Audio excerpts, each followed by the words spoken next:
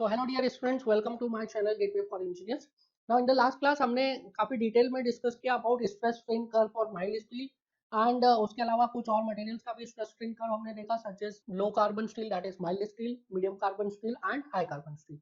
Now हमने जो पिछले लेक्चर में पूरा समझा है, पूरा हमने डिस्कस किया, आप उसको पॉइंट बाय पॉइंट नोट कर लीजिए, आप अपने नोट्स बना लीजिए अच्छे से प्रॉपर्ली. बिकॉज क्या होता है कि आप समझ तो लेते हैं बट जब तक आप उसको प्रॉपर्ली रिवाइज नहीं करेंगे नोट्स को, तब तक आप क्या होगा विद टाइम चीजें आपकी फेड होती जाएंगी. तो आपने कॉन्सेप्ट सारे समझ तो लिए बट उसको प्रॉपर्ली नोट करना भी उतना ही इंपॉर्टेंट है, उसका रिविजन करना और भी ज्यादा इंपॉर्टेंट है. So what we are going to do in this lecture, start करते हुए हम क्या कर रहे हैं, जो भी अभी नोट्स हमने बनाए थे, जो भी हमने अभी समझा था, उसके प्रॉपर्ली नोट्स आप कॉपी कर लीजिए because that is very important.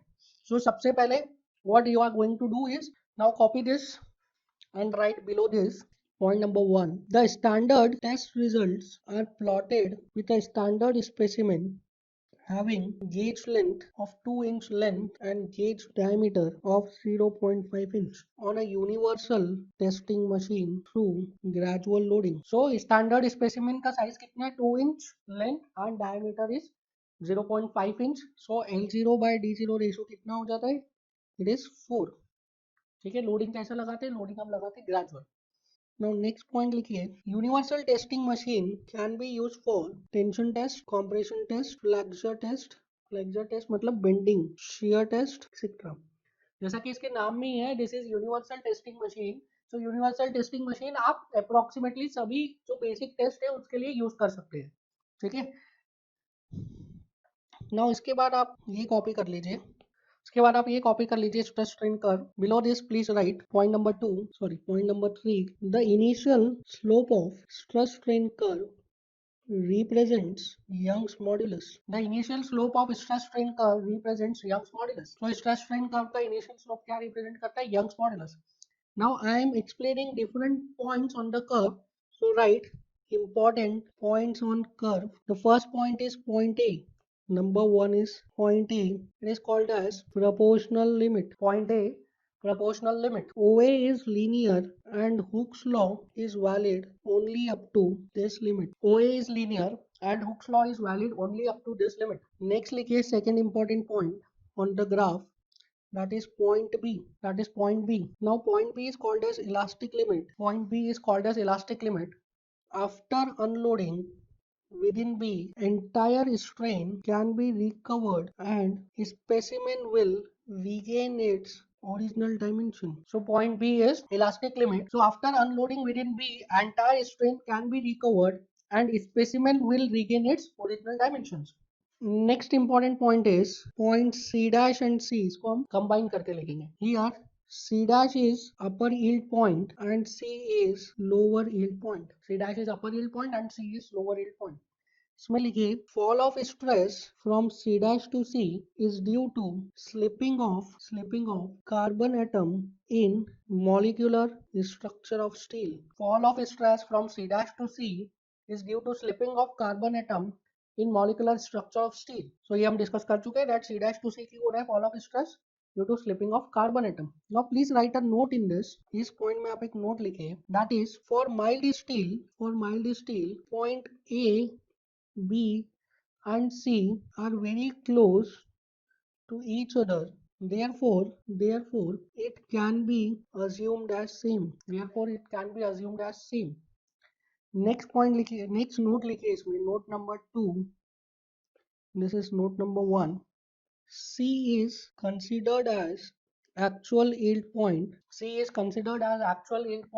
Because from C to D, mild steel behaves as perfectly plastic material. From C to D, mild steel behaves as perfectly plastic material because without change in stress, strain is continuous in CD region. Because without change in stress, strain is continuous in CD region. So CD region में क्या होता है, CD region में yielding होती है, yielding start होती है from point C से, that is why C को क्या लिया गया है, actual yield point. This is the first reason. Second reason लिखिए, stress corresponding to C dash is not constant and it depends on rate of loading. Stress corresponding to C dash is not constant and it depends on rate of loading. This is the second reason कि हमने C dash को नहीं लिया है actual yield point. Third लिखिए stress corresponding to C is less than C dash, therefore it is better to consider a lower stress value for safety of structure. It is better to consider a lower stress value in design, लिखेंगे यहाँ पे in design for safety of structure. So stress corresponding to C is less than C dash, therefore it is better to consider a lower stress value in design for safety of structure. So these are the three reasons हमने क्यों लिया था C को as a actual yield point. Next important point लिखिए, पहले region लिखिए, region C D region, it is called as yield plateau. क्या होता है यील्ड प्लेट्यू, हमने ऊपर लिख लिया है कि from in the region C D strain क्या होता है, कॉन्टिन्यूस रहता है without any increasing stress. Next लिखिए region D E, it is called as strain hardening region. D E is called as strain hardening region. इसमें लिखिए in this region due to randomness that is disorientation movement of atom gets resistance because the change in molecular structure, so the strength of specimen increases. So the strength of specimen increases. In this region, due to randomness, that is disorientation, movement of atoms gets resistance because of change in molecular structure, so strength of specimen increases. इसकी वजह से क्या होता है, strain hardening होती है. Now इसके नीचे आप ये फिगर बना लीजिए. Atoms are kept in oriented way and after loading atoms are kept in disoriented way. So this is molecular structure before and after loading. Now इसके नीचे आप ये फिगर बना लीजिए. yield plateau का रीजन क्यों हो रहा है, yield plateau क्यों फॉर्म हो रहा है, या C dash to C क्यों हो रहा है, फॉल ऑफ स्ट्रेस, वो आपको यहाँ से समझ में आ जाएगा. नाउ हम नेक्स्ट लिखिए. Next important point is point E. It is called as ultimate point. Point E, ultimate point. Please write stress corresponding to point E represents maximum strength of material on stress strain diagram. Stress corresponding to point E represent maximum strength of material on stress strain diagram. So point E पर क्या होता है, point E पर material maximum stress achieve करता है, that is maximum strength achieve करता है. Next is region EF. Region EF. It is called as necking region. Now this region, in this region due to rapid decrease in cross sectional area at a particular section, the strength of specimen also decreases rapidly. In this region, due to rapid decrease in cross sectional area at a particular section, the strain of specimen also decreases rapidly. Next लिखिए point F. Last point F is called as fracture point. So these are the notes for your revision. आप इसको properly revise कर सकते हैं in future. Now अभी तक जो हमने stress strain curve देखा था, that stress strain curve is called as engineering stress strain curve. Now why that stress strain curve is called as engineering stress strain curve? उसको engineering क्यों बोला जाता है? Why it is not called as true stress strain curve or actual stress strain curve, or why it is not only stress strain curve? तो सबसे पहले हम समझते हैं what is this engineering stress and what is engineering strain. और अगर engineering strain कुछ अलग से स्पेसिफाई किया गया है तो true stress और true strain क्या होता है, पहले हम ये समझते हैं. सो अगर हम स्ट्रेस की बात करें, जो स्ट्रेस की जनरल डेफिनेशन है, जो स्टूडेंट्स कई बार बोलते हैं that stress is load per unit area. Now suppose there is a body, तो suppose this is a body and इस बॉडी पर मैंने स्ट्रेस लगाई है और इस बॉडी पे कुछ लोड अप्लाई किया है P. So this body is subjected to load P. Now क्या हो रहा है, जब हम P लगा रहे हैं तो initial area, suppose I am assuming that initial area is A0. ठीक है. Now after the application of this load P क्या होगा, लेंथ में कुछ इलॉन्गेशन होगा, delta L. So I am assuming this the change in length is delta L. ठीक है, change in length कितना हो गया, डेल्टा L. सो जब change in length delta L हो रहा है तो उसके corresponding area of cross section भी चेंज होगा. एरिया ऑफ क्रॉस सेक्शन में भी कुछ चेंज आएगा, क्यों आएगा, due to Poisson's ratio. So I can write actual area after application of load is how much is A actual. Now अब क्या हो गया, एक्चुअल एरिया हो गया ए।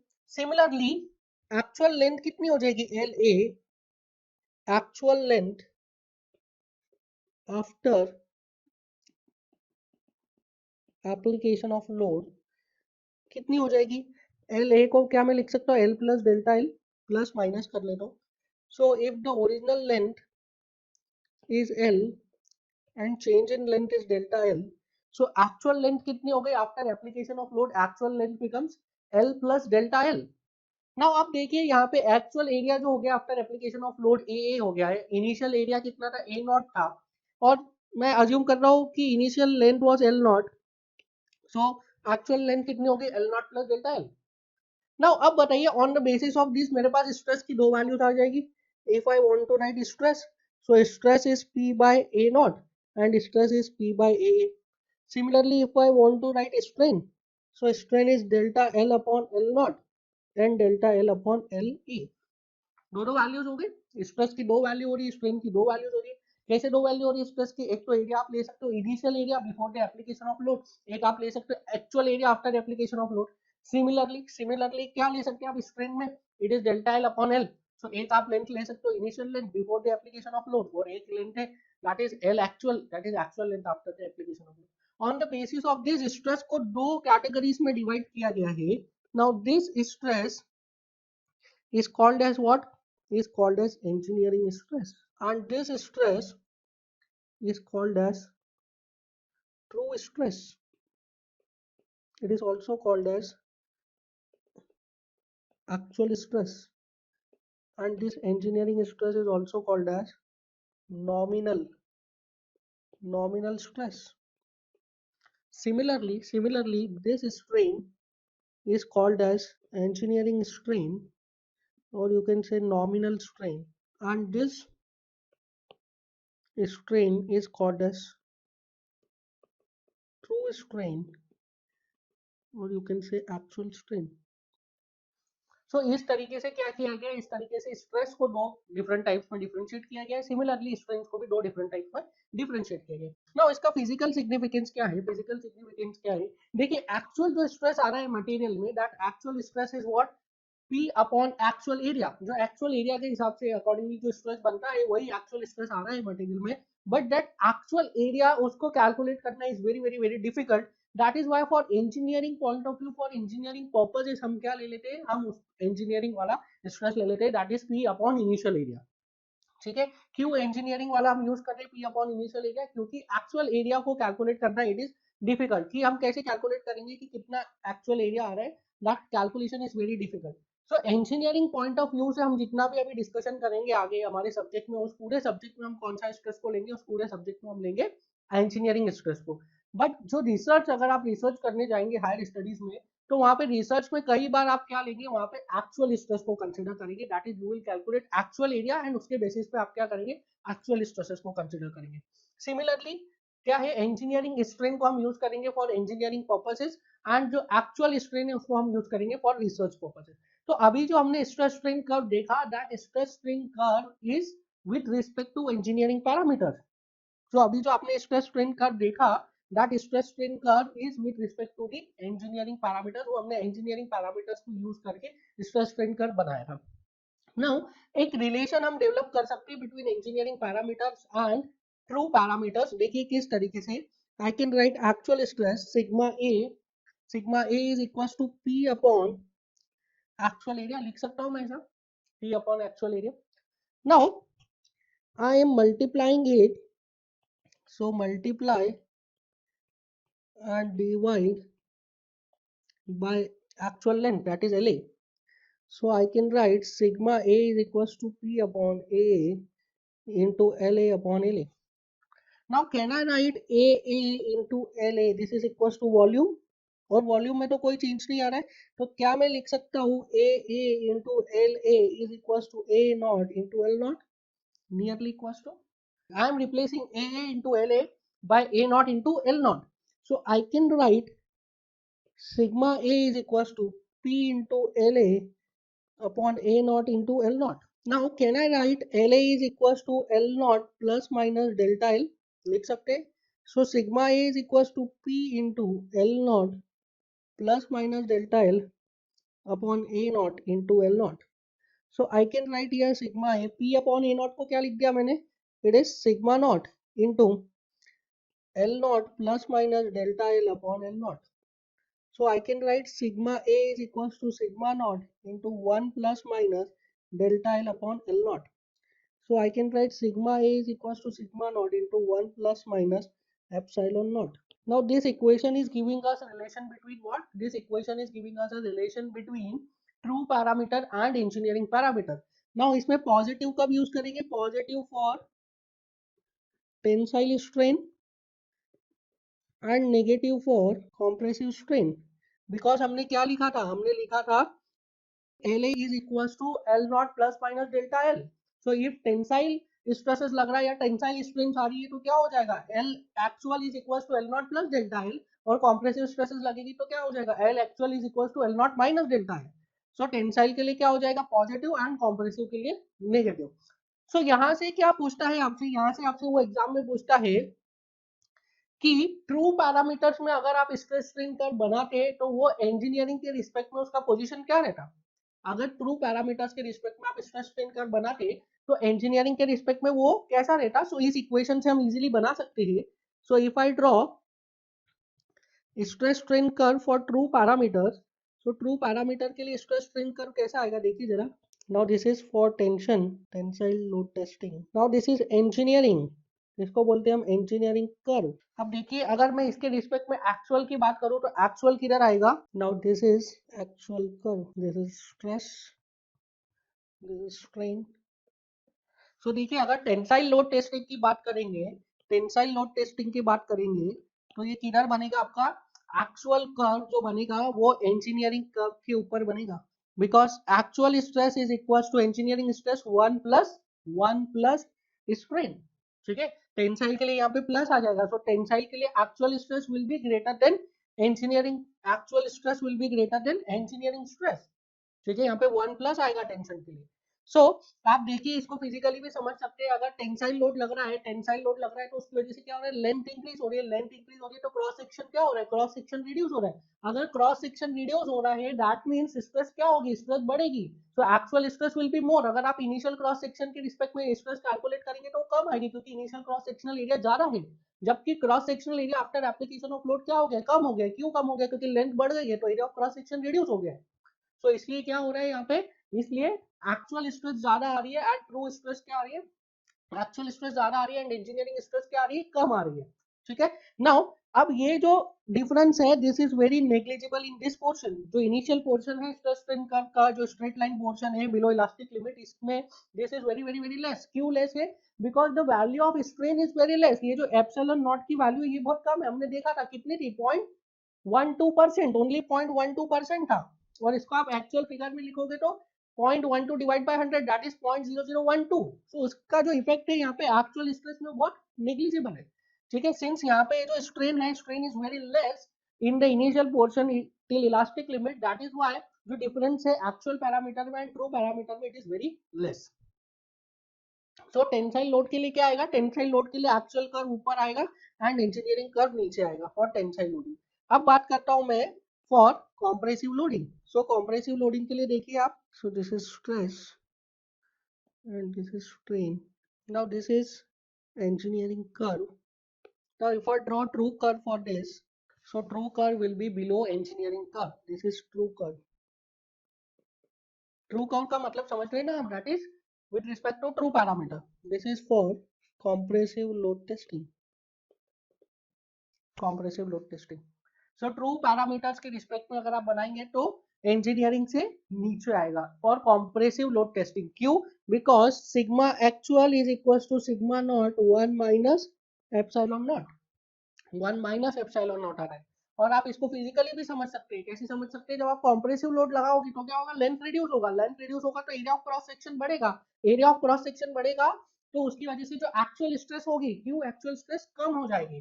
क्यों कम हो जाएगी? बिकॉज एक्चुअल स्ट्रेस आप किससे कैलकुलेट कर रहे हैं? With respect to actual area of cross section. And actual area of cross section क्या हो रहा है? आफ्टर एप्लीकेशन ऑफ लोड बढ़ रहा है. Actual area of cross section बढ़ जा रहा है तो एक्चुअल स्ट्रेसेस कम हो जाएगी. तो यहाँ पे देखिए फिगर में आप देख सकते हैं एक्चुअल स्ट्रेसेस और यू कैन से ट्रू स्ट्रेस क्या हो रही है, कम हो रही है। जो आप पढ़े हैं अभी तक stress strain curve, that stress strain curve is with respect to engineering parameters. और जितना भी इंजीनियरिंग एप्लीकेशन है, हम अभी कई सारे एनालिसिस करेंगे, डिस्कशन करेंगे, उन सभी में हम कौन सा कर्व को लेके चलेंगे, उन सभी में हम लेके चलेंगे इंजीनियरिंग कर्व को। Now we will move on to core topic of this chapter, that is properties of material. Now properties of material को मैं डिस्कस करूंगा विद रेफरेंस टू ये जो हमारा स्ट्रेस स्ट्रेन कर्व बनाया था हमने for different types of material or for different types of you can say steel, mild steel, medium carbon steel and high carbon steel। इसके ऊपर भी हम काफी सारा डिस्कशन करेंगे और देखेंगे डिफरेंट प्रॉपर्टीज ऑफ मटेरियल को इससे कोरिलेट करके, ये जो फिगर है इससे स्ट्रेस स्ट्रेन कर्व से कोरिलेट करके हम देखेंगे। So the first property that we are going to discuss is ductility. Ductility. Now ductility के बारे में जब भी स्टूडेंट से पूछा जाता है तो मेनली ductility का डेफिनेशन ऐसा सुनने में आता है that ductility is the property of material by the virtue of which material can be drawn into wires। ठीक है, ductility is the property of material by the virtue of which material can be drawn into wires। Now ये जो application है ये सुनने में आप खुद ही सुनेंगे तो आपको भी ऐसा मतलब डेफिनेशन टाइप का नहीं लगेगा, ये लगेगा तो एक एप्लीकेशन है डक्टाइल मटेरियल का कि ductile material can be drawn into wires. So ductility का एक्चुअल मतलब क्या होता है, डक्टिलिटी से क्या समझ में आ रहा है हमको, डक्टिलिटी कैसे हम किसी मटेरियल को डिफाइन कर सकते हैं कि वो मटेरियल डक्टाइल है या ब्रिटल है। सो इसके लिए आपको समझना पड़ेगा स्ट्रेस स्ट्रेन कर्व को। नाउ ये वाला स्ट्रेस स्ट्रेन कर्व देखिए, माइल्ड स्टील का stress strain curve, this stress strain curve. So ये जो माइल्ड स्टील का स्ट्रेस स्ट्रेन कर्व की अगर मैं बात करूं, अगर इस स्ट्रेस स्ट्रेन कर्व की मैं बात करूं, माइल्ड स्टील के स्ट्रेस स्ट्रेन कर्व की, ना इसमें देखिए कोई भी मटेरियल है, कोई भी मटेरियल कब फेल होता है, जब उसमें फेलियर स्ट्रेन अचीव हो जाता है। ठीक है, जब मटेरियल में फेलियर स्ट्रेन आ जाएगी उस पॉइंट पे जाके क्या होगा, मटेरियल फेल कर जाएगा। ठीक है, मटेरियल कब फेल होगा, जब वो अपना फेलियर स्ट्रेन को अचीव कर लेगा, जो उसमें मैक्सिमम पॉसिबल स्ट्रेन है बिफोर फेलियर, वो अगर अचीव कर लेगा तो मटेरियल फेल हो जाएगा। सो अगर मैं यहाँ पे बात करूँ तो माइल्ड स्टील के लिए ये क्या है, this is failure strain. So this I will write failure strain. Now ये जो फेलियर स्ट्रेन होता है, this failure strain consist of two strain, one is elastic strain and second is plastic strain.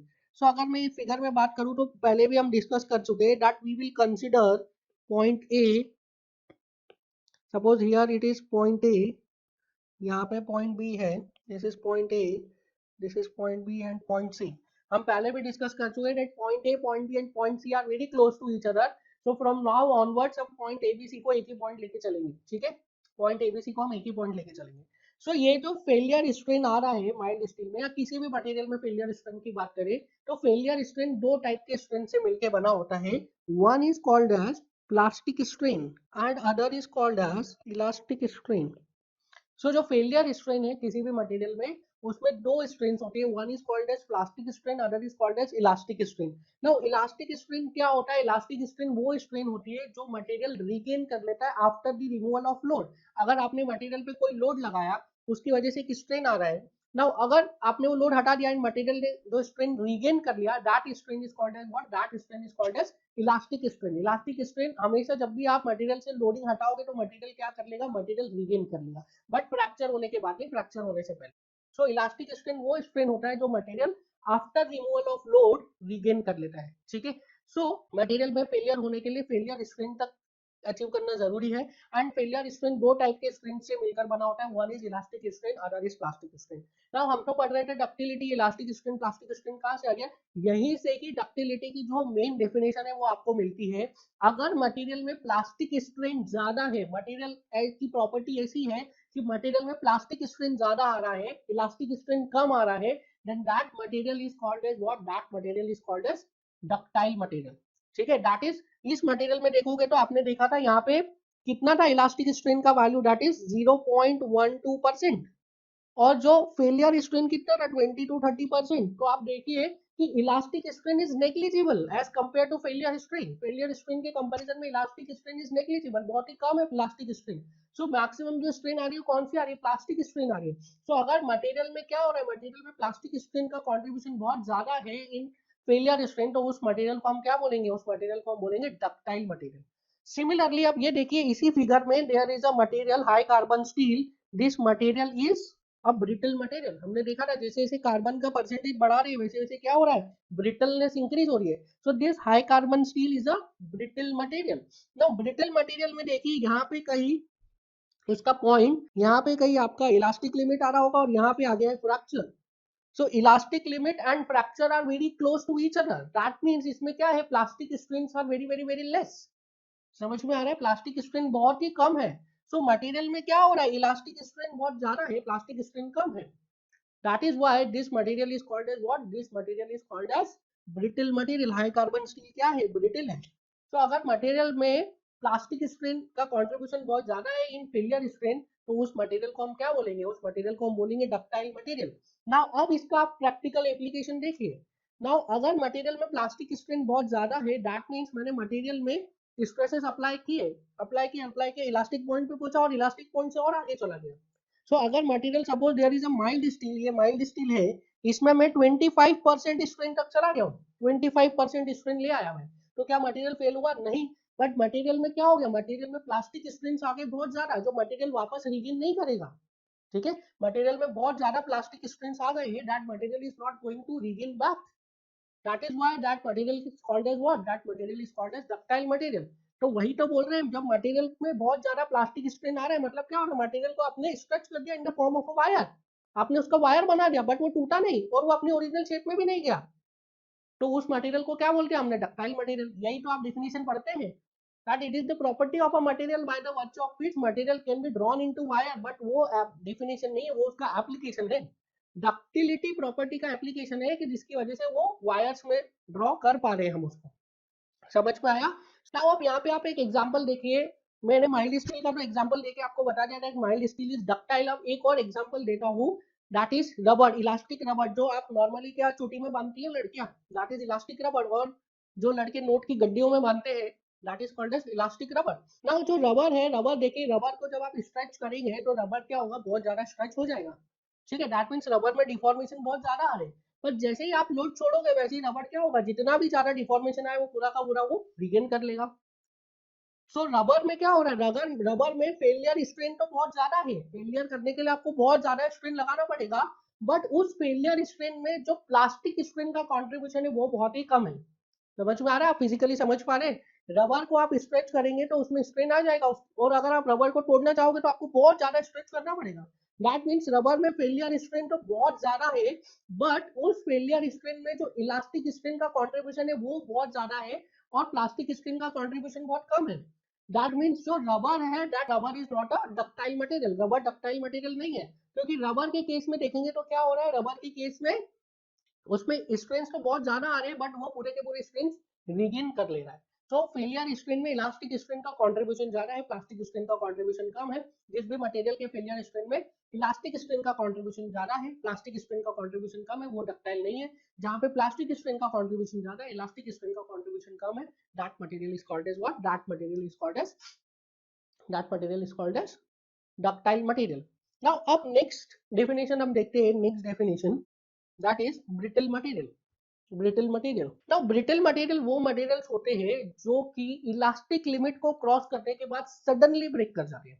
ठीक है, ब्रिटल मटेरियल्स वो material होते हैं जो कि इलास्टिक लिमिट को क्रॉस करने के बाद सडनली ब्रेक हो जाते हैं। दैट मीन्स अगेन वही बोल रहा हूं मैं कि उसमें प्लास्टिक स्ट्रेन का कंट्रीब्यूशन बहुत ही कम रहता है in terms of failure strain. Failure strain में प्लास्टिक स्ट्रेन का कंट्रीब्यूशन बहुत ही कम रहता है। सो बेसिकली ब्रिटलनेस की हम डेफिनेशन क्या पढ़ते हैं, brittleness is the property of material by the virtue of which material breaks suddenly without giving noticeable in deformation. ठीक है, brittleness is the property of material by the virtue of which material breaks suddenly without giving noticeable in deformation.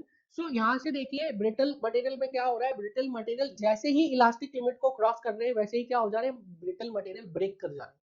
ठीक है, सो brittle material में क्या हो रहा है, वो तो बहुत ज्यादा प्लास्टिक डिफॉर्मेशन शो नहीं कर रहा है, और वो क्या हो रहा है, सडनली ब्रेक कर जा रहा है। That is why brittle materials में क्या होता है, ब्रिटल मटेरियल्स सडनली ब्रेक कर जाते हैं, जैसे ही इलास्टिक लिमिट को क्रॉस करेंगे ब्रिटल मटेरियल्स क्या हो जाएगा, ब्रेक हो जाएगा। सो यहाँ से आप क्लियरली देख सकते हैं दैट ये जो माइल्ड स्टील है, mild steel elastic limit cross करने के बाद बहुत ज्यादा स्ट्रेंथ शो कर रहा है। That is why this mild steel is not a brittle material, whereas high carbon steel क्या कर रहा है, जैसे ही इलास्टिक लिमिट क्रॉस हो रहा है वैसे ही हाई कार्बन स्टील ब्रेक कर जा रहा है। That is why this high carbon steel is called as what? This high carbon steel is called as brittle material. So यहाँ पे आप definition लिखिए, ductile materials are those which has high plastic strain after elastic limit before failure. So ductile material are those which are having high plastic strain, बहुत ज्यादा plastic strain show करते हैं after elastic limit before failure. Ductile material are those which has high plastic strain after elastic limit before failure.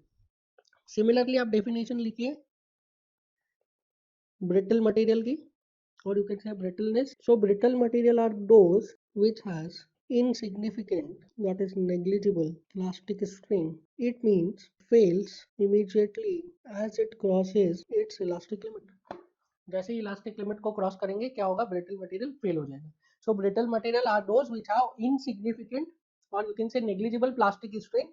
It means it fails immediately as it crosses the elastic limit. Now अब आते हैं हम इन ductile material and brittle material के design के बारे में. अगर आप यहाँ पे देखिए in the case of ductile material, यहाँ पे दो मैक्सिमम स्ट्रेसेस आ रही है, इलास्टिक रेंज में आ रही है that is yield stress and plastic range में आ रही है अल्टीमेट स्ट्रेस. ठीक है, सो दो आपको मैक्सिमम स्ट्रेसेस मिल रही है. In elastic range it is yield stress और प्लास्टिक रेंज में क्या आ रही है, प्लास्टिक रेंज में अल्टीमेट स्ट्रेस आ रही है. नाउ जब भी आप ब्रिटल मटेरियल को डिजाइन करोगे या डिजाइनिंग में ब्रिटल मटेरियल को यूज करोगे तो उसके लिए आप जो उसकी स्ट्रेंथ है वो स्ट्रेंथ आप अज्यूम करोगे on the basis of yield stress, ना कि अल्टीमेट स्ट्रेस. ठीक है, आप यील्ड स्ट्रेस के बेसिस पे उसकी क्या करेंगे, स्ट्रेंथ को डिटरमाइन करेंगे, स्ट्रेंथ को डिफाइन करेंगे. दैट मींस कि यील्ड स्ट्रेस में आप फैक्टर ऑफ सेफ्टी लगा के उसका स्ट्रेंथ को डिफाइन कर देंगे, उसकी मैक्सिमम परमिसिबल स्ट्रेस को डिफाइन कर देंगे. सिमिलरली अगर आप ब्रिटल मटेरियल को यूज कर दें, सिंस ब्रिटल मटेरियल में there is no yield stress, कोई यील्ड स्ट्रेस है ही नहीं, तो यहाँ पे आप क्या करेंगे, यहाँ पे आप अल्टीमेट स्ट्रेस और यू कैन से फ्रैक्चर स्ट्रेस के बेसिस पर ही आप क्या करेंगे, उस मटेरियल के स्ट्रेंथ को डिफाइन करेंगे. दैट मीन्स आप वो फ्रैक्चर स्ट्रेस में ही क्या करेंगे, फैक्टर ऑफ सेफ्टी लगाएंगे एंड मटेरियल के डिजाइन स्ट्रेंथ को और मैक्सिमम परमिसिबल स्ट्रेस को डिफाइन करेंगे. समझ में आ रहा है. So in the case of ductile material हम डिजाइनिंग करते हैं मटेरियल की on the basis of yield stress, whereas in the case of brittle material हम मटेरियल का डिजाइनिंग करते हैं on the basis of ultimate stress. Now अब देखिए हम क्या कर रहे हैं कि इन the case of ductile material yield stress में फैक्टर ऑफ सेफ्टी लगा रहे हैं, इन the case of brittle material ultimate stress में फैक्टर ऑफ सेफ्टी लगा रहे हैं. तो यहाँ से आपको समझ में आ गया होगा कि कौन से मटेरियल में हम ज्यादा फैक्टर ऑफ सेफ्टी लगाएंगे. ऑब्वियसली हम ब्रिटल मटेरियल के केस में जो फैक्टर ऑफ सेफ्टी का वैल्यू है वो ज्यादा लेंगे as compare to ductile material. क्यों डक्टाइल मटेरियल के केस में हम फैक्टर ऑफ सेफ्टी की वैल्यू कम ले रहे हैं, बिकॉज जो हमारा design stress is this. In the case of ductile material हमारा डिजाइन स्ट्रेस क्या है, point C is our design stress, जबकि in the case of brittle material point F जो फ्रैक्चर पॉइंट है that is our design stress. अगर देखिए in the case of ductile material ये जो इलास्टिक लिमिट है इसके आगे इससे ऊपर अगर थोड़ा सा स्ट्रेस चला जाता है due to some unavoidable reasons, अगर स्ट्रेस बढ़ जाता है तो भी हमारे मटेरियल में इतना रिजर्व स्ट्रेंथ रखा है. This is called as what, this is called as reserve strength. So अगर इस पॉइंट सी के ऊपर भी स्ट्रेस चला जा रहा है तो यहाँ पे क्या है, we are having reserve strength. whereas in brittle material अगर पॉइंट एफ से थोड़ा सा भी स्ट्रेस एक्सीड करेगा तो क्या होगा, थोड़ा सा भी स्ट्रेस एक्सीड करेगा तो मटेरियल फ्रैक्चर कर जाएगा. ठीक है, मटेरियल कोलैप्स कर जाएगा. बट यहाँ पे जो है इन the case of mild steel अगर पॉइंट सी से स्ट्रेस बढ़ भी रहा है तो मटेरियल में क्या हो रहा है, मटेरियल में कोलैप्स नहीं हो रहा है. ठीक है, मटेरियल में कोलैप्स नहीं हो रहा है, मटेरियल में क्या आ रहा है, डिफॉर्मेशन ही आ रहा है, सिर्फ कोलैप्स नहीं हो रहा है, मटेरियल फेल नहीं कर रहा है. That is why ductile material के केस में हम क्या लेते हैं, डक्टाइल मटेरियल के केस में हम हमेशा फैक्टर ऑफ सेफ्टी कम लेते हैं और ब्रिटल मटेरियल के केस में हमेशा फैक्टर ऑफ सेफ्टी ज्यादा लेते हैं. या आप अभी कंक्रीट पढ़ेंगे आगे तब आपको क्लियरली समझ में आ जाएगा कि जो कंक्रीट है that is a brittle material, तो कंक्रीट के लिए हम क्या लेंगे, फैक्टर ऑफ सेफ्टी ज्यादा लेते हैं. whereas steel is a ductile material, उसके लिए हम क्या लेते हैं, फैक्टर ऑफ सेफ्टी हम कम लेते हैं. ठीक है, सो ब्रिटल मटेरियल के लिए हमेशा फैक्टर ऑफ सेफ्टी ज्यादा लेंगे, डक्टाइल मटेरियल के लिए हमेशा फैक्टर ऑफ सेफ्टी कम लेंगे. तो फिर एक स्टूडेंट ने पूछा जब यहाँ पे हमारे पास इतना सारा रिजर्व स्ट्रेंथ है ही तो हम इस रिजर्व स्ट्रेंथ को क्यों नहीं यूज करते और हम यहाँ पे भी अल्टीमेट स्ट्रेस के अकॉर्डिंग ही डिजाइन क्यों नहीं करते हो, ज्यादा लगा लो फैक्टर ऑफ सेफ्टी. तो यहाँ पे ऐसा अलग हम क्यों कॉन्सेप्ट अप्लाई कर रहे हैं. सो द रीजन आप देखिए, यहाँ पे आप देखिए in the case of mild steel corresponding to, so in the case of mild steel corresponding to this ultimate stress कितना strain आ रहा था मटेरियल में, strain was अराउंड 10 to 12%. ठीक है, स्ट्रेन कितना आ रहा है, स्ट्रेन आ रहा था 10 to 12%. सो अगर हम इस फ्रैक्चर इस अल्टीमेट स्ट्रेस के करस्पॉन्डिंग मटेरियल को डिजाइन करेंगे अल्टीमेट स्ट्रेस के करस्पॉन्डिंग, तो हम क्या कर देंगे, हम बोलेंगे कि that ultimate stress is permissible. अगर अल्टीमेट स्ट्रेस परमिसिबल है बॉडी में और हम अल्टीमेट स्ट्रेस तक का स्ट्रेस लगा रहे हैं बॉडी में, तो स्ट्रेन भी कितना आएगा, स्ट्रेन भी आ जाएगा करस्पॉन्डिंग टू अल्टीमेट स्ट्रेस। तो मटेरियल में देखिए, स्ट्रक्चर में देखिए कितना स्ट्रेन आ गया, 10 to 12%। That 10 to 12% stress is very very very high. आप सपोज करिए कोई बीम है, उस बीम में 10% का स्ट्रेन आ गया। सो अगर 10% का स्ट्रेन आ गया तो क्या वो बीम सर्विसिबल रहेगा? That beam will not be serviceable. आप खुद अज्यूम करके देखिए, अगर कोई कॉलम है उसमें 10% का स्ट्रेन आ रहा है, ठीक है, या कोई एक टेंसाइल मेंबर है, एक ट्रस में एक टेंसाइल मेंबर है, ठीक है, तो उसमें 10% का स्ट्रेन आ गया, तो क्या वो परमिसिबल है, वो सर्विसिबल रहेगा? नहीं, वो मटेरियल, वो मेंबर सर्विसिबल नहीं रहेगा। That is why we can not allow that much of strain. इसलिए कहाँ के लिए डिजाइन कर रहे हैं? We are designing on the basis of what? We are designing on the basis of yield stress, not ultimate stress. ठीक है, brittle material में तो हमारे पास ऑप्शन ही नहीं है। ठीक है, ब्रिटल मटेरियल में we are not having any option, but ductile material में हमारे पास दो ऑप्शन है, या तो हम यील्ड स्ट्रेस के बेसिस पर डिजाइन कर सकते हैं, या तो अल्टीमेट स्ट्रेस के बेसिस पे। बट हम किसके बेसिस पर डिजाइन करते हैं? यील्ड स्ट्रेस के बेसिस पे, बिकॉज अल्टीमेट स्ट्रेस पे क्या हो रहा है, स्ट्रेन बहुत ज्यादा आ जा रही है, and that much strain we can not allow in structure. उससे क्या होता है, स्ट्रक्चर सर्विसिबल नहीं रहता। सो क्लियर इट ना, आपको समझ में आ गया दोनों चीजें? दैट डक्टाइल मटेरियल को डिजाइन करेंगे on the basis of yield stress, brittle material को डिजाइन करेंगे on the basis of ultimate stress और फ्रैक्चर स्ट्रेस। डक्टाइल मटेरियल में फैक्टर ऑफ सेफ्टी कम होगा और ब्रिटल मटेरियल में फैक्टर ऑफ सेफ्टी ज्यादा होगा।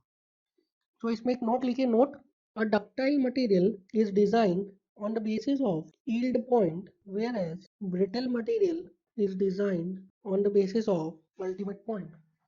A ductile material is designed on the basis of yield point, whereas brittle material is designed on the basis of ultimate point. Second point लिखिए note पे: since reserve strength of ductile material is large, is more, therefore it requires lower factor of safety as compared to brittle material. So ductile material में क्या है, कम factor of safety चाहिए. Since reserve strength of ductile material is more, therefore it requires lower factor of safety as compared to brittle material. Now please give heading for the next topic. Next topic is types of metal behavior. Now ये जो अभी हमने topic पढ़ा, brittleness, ductility, इनका factor of safety कौन से stress के basis पर डिजाइन किया जाता है, these are very very very important topics for your interview point of view. Interview में कई सारे क्वेश्चंस, बहुत जनरली इसी से ही क्वेश्चंस बनते हैं और इसी से इंटरव्यूअर क्वेश्चंस पूछता है। Now the next topic is types of metal behaviour. In this topic we are going to see behavior of different types of metals on the basis of their stress strain curve. So there are some metals, their stress strain curve is a straight line like this. ठीक है, तो such metals are called as linear elastic. Such metals are called as linear elastic. So ये जो stress strain curve दिख रहा है, stress strain curve number 1, this is for linear elastic material. Now कौन से materials पे ये वाला stress strain curve आएगा या हम यूज करेंगे? उन materials में जो materials हुक्स लॉ को फॉलो करते हैं। हुक्स लॉ क्या बोलता है, अभी हम आगे डिस्कस करेंगे, that stress is directly proportional to strain. ठीक है, stress is directly proportional to strain. So जो मटेरियल हुक्स लॉ को फॉलो करते हैं उनके लिए हम कौन सा स्ट्रेस स्ट्रेन कर्व यूज करेंगे? The first one. और you can say linear elastic materials के लिए हम कौन सा स्ट्रेस स्ट्रेन कर्व यूज करेंगे? We will use this curve, that is linear elastic.